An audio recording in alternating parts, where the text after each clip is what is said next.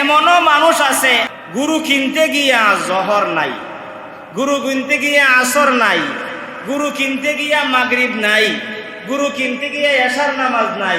ফজর কুরবানির গুরু কিনতাম, কুরবানির গুরু জবে করা ওয়াজিব, কিন্তু জহরের নামাজটা আপনার উপরে ফরজ, আসরের নামাজটা আপনার উপরে ফরজ, মাগরিবের নামাজটা আপনার উপরে ফরজ, এশার নামাজটা আপনার উপরে ফরজ।